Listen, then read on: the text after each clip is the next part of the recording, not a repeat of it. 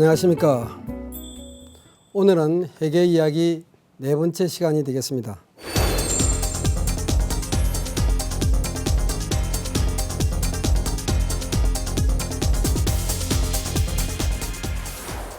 지난번 시간에 재무 상태표에 대해서 설명을 간략하게 드렸습니다만은 오늘은 재무제표 4가지 중에서 재무상태표를 제외한 손익계산서, 현금흐름표, 자본변동표에 대해서 간략하게 설명을 드리도록 하겠습니다.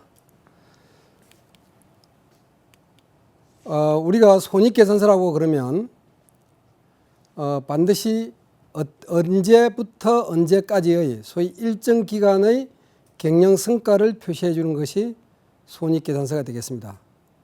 재무상태표를 설명할 때도 말씀을 드렸습니다마는 재무상태표가 일정 시점의 스탁을 설명하는 스냅사진이라면 손익계산서는 일정 기간의 동영상에 해당되는 거라 이렇게 볼 수가 있습니다. 그래서 재무상태표가 스탁이라면 손익계산서는 플로우 개념에 해당이 되겠습니다. 손익계산서 중에서 특별히 2011년도부터 국제회계기준 IFRS라고 합니다만은 국제회계기준에 의하면 자본잉여금의 변동사항을 손익계산서에 포함시키도록 되어 있습니다. 이와 같은 손익계산서를 포괄 손익계산서라고 이야기하는데 기본 틀은 기존에 있던 손익계산서의 개념을 설명함으로 해서 해결이 될 수 있겠습니다. 자, 우리 손익계산서 양식을 크게는 2가지가 있습니다만은 먼저 보고식이 있고 계정식이 있는데 일단 계정식부터 먼저 보도록 하겠습니다. 이 계정식은 일반적인 손익계산서라기보다는 손익계산서의 구조를 설명하는 데 사용되고 보고를 할 때는 이 숫자를 다시 보고식으로 다시 소팅을 해서 하는 것이 보고식이 되겠습니다. 먼저 계정식의 손익계산서를 보게 되면 오른쪽은 즉 우배는 수익을 표시하는 난이 되겠습니다. 매출이라든가 금융수익이라든가 하는 수익난을 표시하게 되는 것이고 왼쪽은 그 매출이라든가 금융수익을 발생시키기 위해서 또는 획득하기 위해서 소요된 원가라든가 비용을 표시하게 되는데 예를 들면 매출원가라든가 판매비와 관리비라든가 또는 금융비용이라든가 그리고 마지막으로 소득에 대해서 법인세를 납부해야 되기 때문에 그 금액을 미리 추정을 해서 이 해당 기간의 비용으로 잡는 것이 법인세 비용이 되겠습니다. 따라서 법인세 비용은 대체적으로 결산이 끝나고 난 다음 3월 달에 납부하는 것이기 때문에 미지급 법인세가 되는 것이죠. 어쨌든 지급은 되지 않았지만 법인세 비용까지 포함해서 이 금액을 다 합쳐서 오른쪽에 있는 수익의 금액하고 왼쪽에 있는 비용의 금액을 비교를 해서 비용이 수익보다 적으면 당기순이익이라 그렇게 되고 반대로 원치는 않지만 초창기 회사를 만들었을 때 초창기라든가 하는 경우에는 수익은 얼마 되지 않고 발생되는 비용은 많기 때문에 비용이 더 클 수가 있습니다. 그런 경우에는 오른쪽에 당기순 손실이 발생돼서 왼쪽 금액과 오른쪽 금액, 차변 금액과 대변 금액이 일치되는 대차가 균형을 맞추는 그런 것이 되겠습니다. 자, 지금 보고 있는 것이 손익계산서 중에서 계정식으로 되어 있는 손익계산서를 구분별로 알기 쉽도록 해놓은 구분 손익계산서, 즉 보고식 손익계산서가 되겠습니다. 여기서 보시는 것 같이 A기업에 제가 손익계산서를 읽어보면 A기업에 2014년 1월 1일부터 2014년도 12월 30일까지 1년 동안에 A기업의 손익계산서를 말씀을 드리면 매출액은 여기에 1,000원 단위이기 때문에 7억 9천이 되겠습니다. 7억 9천이고 이 매출액을 달성시키기 위해서 상품의 원가가 얼마냐면 매출원가라는 이름으로 6억이 되겠습니다. 그래서 한 주를 쳐난 것은 7억 9천에서 6억을 빼면 매출 총이익이 1억 9천이 되고요. 그 1억 9천 중에서 매출과 직접적으로는 대응되지 않지만 상품과 같이 대응되지는 않지만 기간적으로 대응되는 비용인 판매비와 관리비를 1억 1천을 차감을 하게 되면 영업이익 8천만 원이 되겠습니다.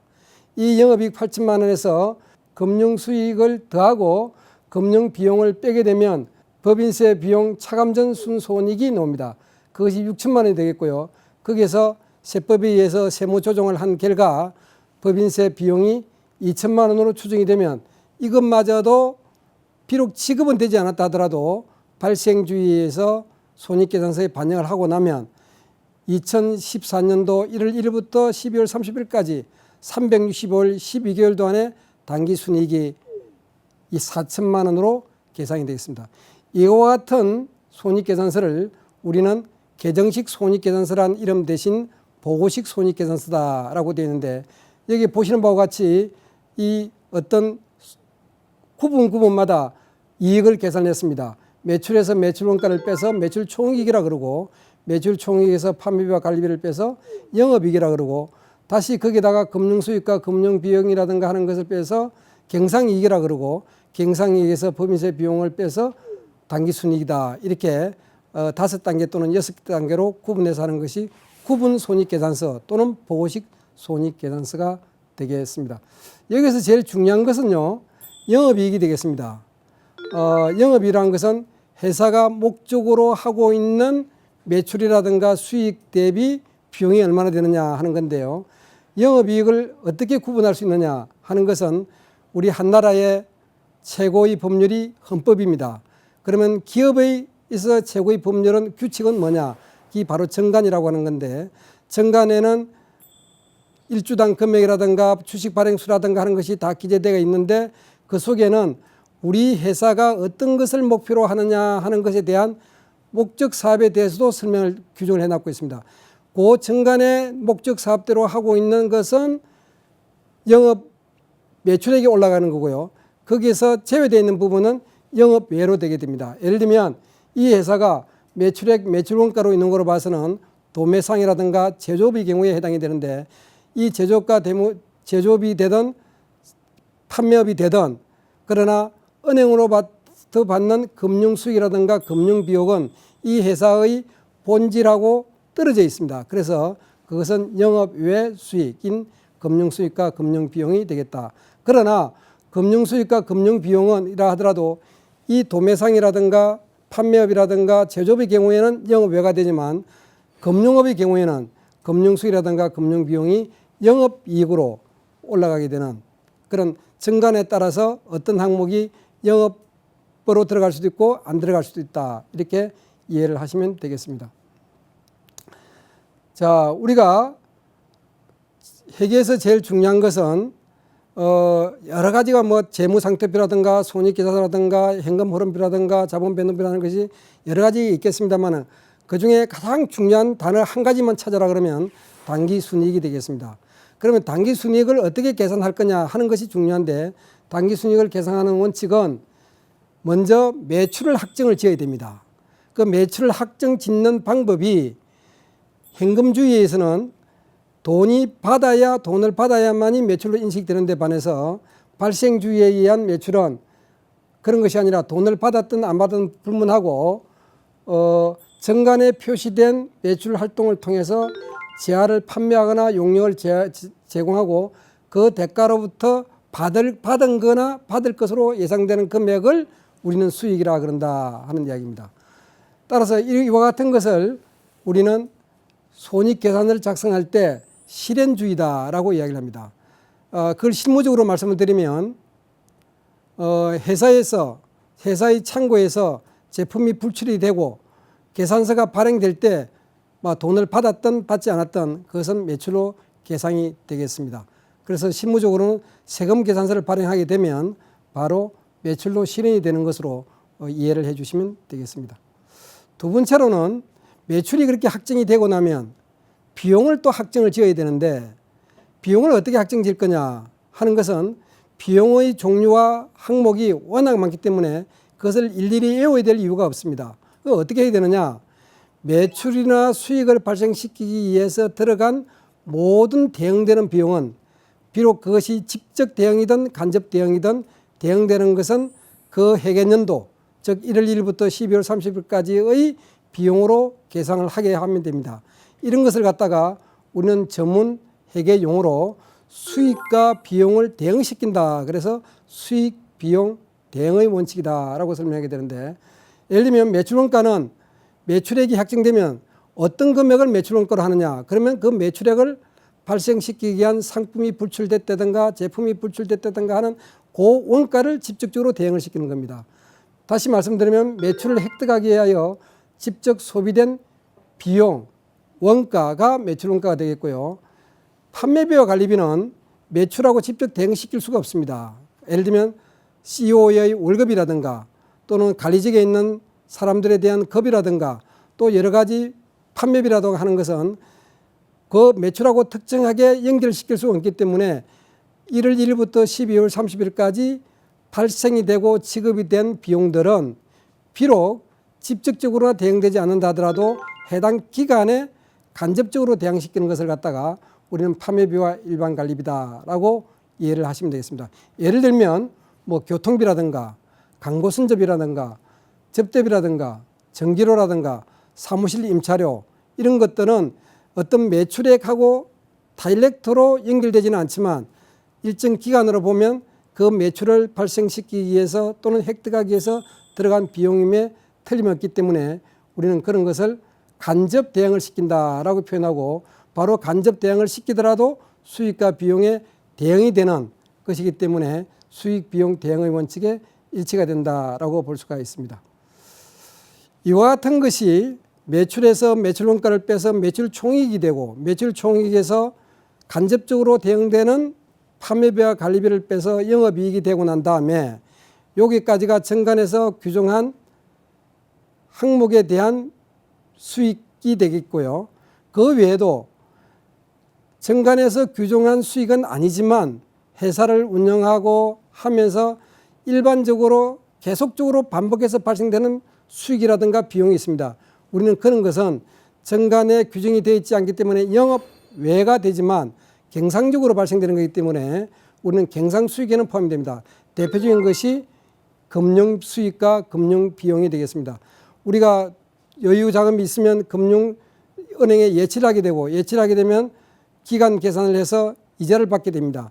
그 이자를 받는 것은 비록 제조업이라든가 판매업의 경우에는 본업은 아니지만 경상적으로 발생되기 때문에 영업 외 수익 또는 영업 외 비용이 되겠습니다. 그 다음에 이제 법인세 비용은 국가가 정한 세율에 따라서 세금을 계산하게 되는데요. 이와 같은 세금을 계산하는 것은 말씀으로는 법인세 비용 해서 한 개정 과목에 불과합니다만은 이것을 하기 위해서는 재무회계라고 하는 그런 큰 틀도 이해를 해야 되고 또 법인세법이라고 하는 복잡한 세법도 이해를 해서 이 두 개를 차이가 나는지 일치가 되는 것인지 또 차이가 나면 또 어떻게 되어야 되는지 하는 것을 기술적으로 조정을 해줘야 됩니다. 이와 같은 것을 기술적인 면에서 바라보면 세무조정이라고 그러고 그것을 우리 회계적인 입장에서 보면 세무회계라고 그러는데 그런 결과에 의해서 법인세 비용이 확정이 된다. 그래서 확정이 되고 난 법인세 비용을 빼고 다 포함시켜서 비용으로 다 합계가 정해지면 매출액과 같은 수익에서 모든 비용을 뺀 것이 그것이 플러스가 되면 당기순이익, 마이너스가 되면 당기순손실이 되는데 여기서 당기라고 하는 것은 정기에 대응되는 그런 개념이 되겠습니다. 2013년도 정기에 비해서 2013년도 단기 이런 개념의 단기지 짧은 기간의 단기가 아니고 단기의 단기순손익이다. 그래서 우리가 흔히 이렇게 이야기합니다. 매출은 총액의 개념이고 단기순이익은 순행의 개념이다 라고 이야기를 하게 되겠습니다.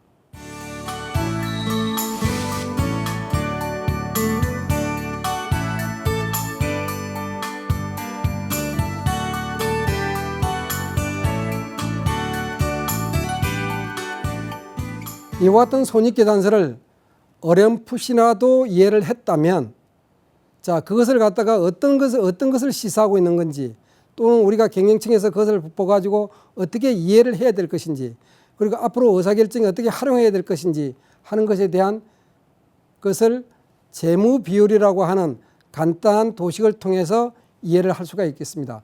가령 매출액 순이익률이다 그러면 매출을 얼마 했는데 단기순이익이 얼마나 났느냐 하는 것을 보는 겁니다. 이 숫자는 크면 클수록 매출 순이익률이 높아지고 또 높아질 뿐만 아니라 좋은 현상으로 이해를 하면 될 것이죠. 그래서 분자가 순이익이 되고 분모가 매출액이 돼서 본 사례 같은 경우에는 10.3%의 매출 순이익률을 달성했다. 이 숫자가 다른 숫자에 비해서 비율이 더 높으면 더 좋은 양호한 회사로 인정이 될 수가 있겠습니다. 자, 주식회사의 경우에는 주식회사의 주인은 누구냐면 주주가 되겠습니다. 물론 주주이면서 동시에 대표이사라든가 전무라든가 상무이사라든가 하는 분이 될 수도 있습니다만은 주주와 경영청이 구분될 때, 소위 소유와 경영이 구분될 때는 개념이 달라지게 됩니다. 이와 같을 때 회사의 주인인 주주 입장에서 자기가 구입한 주식당 그 회사의 당기순이익이 어떻게 되느냐 하는 것을 산식으로 표현한 것이 주당순이익이 되는데요. 주당순이익은 당기순이익을 주식수로 나눈 것이 주당순이익이 되겠습니다. 우리는 그것을 갖다가 약자로 EPS라고 이야기를 합니다. Earnings per share라고 해서 EPS. 그러니까 EPS라고 하는 것은 한 주당 당기순이익이 얼마나 되느냐 하는 것을 표시하는 건데 이거는 숫자가 큰 것이 더 유리하죠. 그래서 EPS가 크다 그러면 1주당 당기순이익이 더 많다라고 이해를 하시면 되겠습니다. 그런데 주당 순이익을 계산할 때 중간에 자본을 증자를 하거나 감자를 하는 경우에는 가중평균을 해야 되겠죠. 그래서 여기 나와 있는 화면에 나와 있는 것은 가중평균이 해당이 될 때는 가중평균을 해서 당기순이익을 계산하기 때문에 좀 복잡해진다라고 이야기할 수가 있겠습니다. 그러나 증자를 하거나 감자를 하지 않는 경우에는 아주 단순하게 순이익을 발행 보통 주식수로 나누게 되면 바로 주당 순이익이 계산이 되겠습니다. 두 번째로는 자산을 얼마나 효율적으로 사용했느냐 하는 율이 자산 총자산 이익률 또는 자기자본 이익률 소위 ROA, ROE 그러니까 Return on Asset, Asset이라는 것은 자산을 얘기합니다. 자산에 대비해서 리턴, 수익이 얼마나 되느냐. Return on Equity, 자본금에 대해서 수익이 얼마나 되느냐. ROE 이렇게 구분되는데 이 총자산 이익률은 우리가 흔히 말하는 두퐁이라고 하는 거대한 회사에서 개발된 지표이기도 합니다.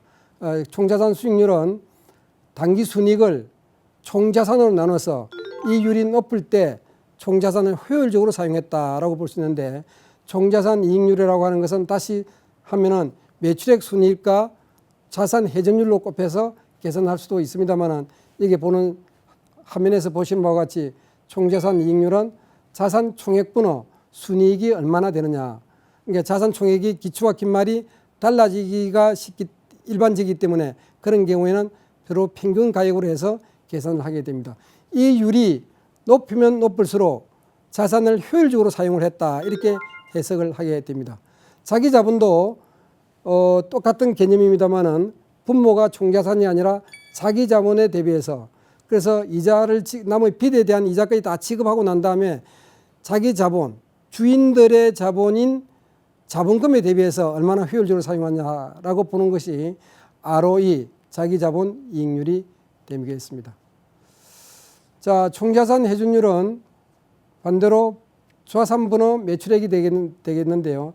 이것도 보유하고 있는 총자산이 수익을 창출하는 데 있어서 얼마나 효율적으로 이용되고 있는지 하는 것을 보는 재무지표라고 볼 수가 있겠습니다. 자, 그 다음에 우리가 실무에서나 시장에서 자본시장에서 흔히 많이 쓰고 있는 것이 주당 당기순이익과 함께 많이 쓰고 있는 것이 PER라고 하는 개념입니다. Price Earnings Ratio라고 해서 앞에 약자를 떼게 되면 PER이 되는데요. 이것을 갖다가 주가 수익 비율 이렇게 보통 이렇게 씁니다만은 주가 수익 비율이라 그러면 주가가 주식 가격을 구입을 했는데 거기에서 얼마만큼 이익이 나오냐라고 하는 것으로 오해할 소지가 있기 때문에 저는 이익 주가 배율 이렇게 이제 설명하기도 합니다만은 이것은 주가를 거래되고 있는 상장회사 주식의 같은 경우에는 거래되고 있는 주식 가격을 자기가 일주당 당기순이익을 얼마나 발생시켰냐 하는 것을 나눠주게 되면 배수가 되게 되는데 그 배수가 바로 퍼가 되겠습니다. 이 말씀은 예를 들면 밑에 보시는 바와 같이 A 회사의 경우에 주가가 84,700원이다. 당기순이익이 4,677원인데 발행 주식수로 나누면 EPS 주당 순이익이 되는데 주당 순이익은 4,218원이다. 그래서 주가인 84,700원을 주당 순이익인 EPS 4,218원으로 나누게 되면 배수가 나옵니다. 그 배수가 20배가 되거든요. 그럼 이것은 무슨 이야기인가 하니 내가 지금 한 주를 샀을 때 이 회사가 이번 해와 같은 이익 구조가 계속된다면 그렇게 가정을 한다면 20년 후에 본전을 뽑을 수 있다. 이런 이야기가 되겠습니다. B 회사 같은 경우에는 14년이 걸린다는 뜻이고요. C 회사 같은 경우는 9년이 걸린다는 뜻입니다. 따라서 퍼를 갖다가 잠재적 투자자라든가 투자자들이 활용할 때는 반드시 그런 건 아닙니다만은 같은 동종업계의 주식이라 그러면 퍼가 높은 것보다는 낮은 것을 구입함으로 해서 가치를 더 높일 수가 있기 때문에 이런 경우에는 A, B, C가 동종업종이라면 이론적으로는 A보다는 C의 주식을 구입하는 것이 훨씬 수익을 극대화할 수 있는 가치를 극대화할 수 있는 방법이다. 이렇게 설명을 드릴 수가 있겠습니다. 자, 지금까지 설명드린 것이 전번 시간에 재무상태표에 이어서 손익계산서에 대한 간략하게 설명을 드렸습니다. 이 재무상태표와 손익계산서가 바로 복식부기로 인해서 만들어지는 기본 재무이표가 되는 거고요. 이 재무이표를 가지고 이해관계자들한테 더 친절하게 보여주는 표가 두 가지가 있는데 그 하나는 현금흐름표고 또 하나는 자본변동표가 되겠습니다. 그러면 현금흐름표는 무슨 뜻인가? 현금이 어떻게 기초에 현금이 얼마나 있었는데 중간에 돈이 어떻게 들어오고 또 나간 것이 얼마고 해서 돈이 남아있는 게 얼마냐 하는 것을 보여주는 표가 현금흐름표가 되겠습니다. 그러면 당기순이익이 바로 현금이지 당기순이익하고 현금하고 다르냐? 다릅니다. 많은 관련은 있습니다만은 복식부기 오늘날 우리 근대 회계가 복식부기를 하면서 거래의 인식 시점을 현금이 들어오냐 나가냐 하는 것에서 인식하는 것이 아니라 거래의 발생이 됐느냐 안 됐냐고 하는 소위 발생주의에 의해서 재무상태표와 손익계산서를 작성하기 때문에 발생주의에 의한 거하고 현금주의의 그 차이가 결과적으로 차이가 나게 됩니다. 그 차이가 나는 부분을 우리는 조정해 주는 것이 우리 현금흐름표가 되겠는데요. 현금흐름표는 아시다시피 현금이 다른 모든 계정 과목에 비해서 대단히 중요하지 않습니까? 그래서 현금은 사람 몸의 혈액과 같은 거다. 그래서 현금이 흐르지 못한다. 현금이 부족하다. 그렇게 되면 우리는 부도가 된다 그러죠. 그래서 결국 회사가 망하게 되고 또는 합병을 당하게 되고 하기 때문에 현금에 대해서는 비록 당기순이익이 중요하기는 합니다만은 그 당기순이익이 곧 현금은 아니기 때문에 현금하고 연결시키는 표가 현금흐름표인데 간혹 현금이 당기순이익, 회계상 당기순이익이 많이 발생됐음에도 불구하고 시설 투자라든가 하는 것을 많이 함으로 해서 현금이 부족해서 매입 자금을 갚지 못하는 경우가 있습니다. 이런 것을 갖다가 그래서 결국 망하게 되는 행동이 있는데 이런 경우를 갖다가 이익이 난다라고 하는 것은 흑자라고 그럽니다. 그래서 흑자가 발생되면서도 회사가 망하는 이걸 갖다가 흑자도산이다. 흑자도산을 미연에 방지하기 위해서는 손익계산서와 재무상태표도 꼼꼼하게 챙겨봐야 됩니다만은 현금흐름표도 챙겨져 봐야 될 필요가 있다. 특히 손익계산서의 당기순이익은 현금흐름을 수반하지 않는 수익도 있고 비용에도 현금 지출이 아니 되는 비용도 많이 있습니다. 감가상각비, 대손상각 같은 것이 아까 대표적인 비용이 수반되지 않는 현금이 수반되지 않는 비용이 되겠죠. 자, 현금흐름표의 기본 양식은 크게 회사의 활동을 영업활동, 투자활동, 재무활동으로 인위적으로 나눠서 영업활동으로부터 돈이 얼마만큼 발생이 됐느냐, 투자활동으로부터 얼마만큼 현금이 들어왔느냐 또는 나갔느냐, 재무활동으로부터 현금 흐름이 어떻게 되었느냐 하는 것을 다 이렇게 구분을 해서 만든 것이 현금 흐름표가 되겠습니다. 마지막으로 재무상태표는 우리가 자본금, 자본잉여금, 이익잉여금 세 개로 구성된 것이 자본이라 그러는데 그 자본의 기초와 중간과 기말의 관계를 한 표의 비교 정감표로 보여주는 것이 자본 변동표가 되겠습니다. 예를 들면 유상증자를 했다든가 감자를 했다든가 단기순이익이 생겼다든가 하는 경우에 우리는 자본 변동표가 의미가 있고 그렇지 않는 경우에는 특별한 의미가 없습니다. 자, 오늘 이 시각에는 전번에 재무제표 4가지 표 중에서 재무상태표는 지난번 시간에 말씀을 드렸고요. 이번에는 나머지 3개 표에 대해서 간략하게 설명을 드렸습니다. 다음 시간에 다시 뵙겠습니다.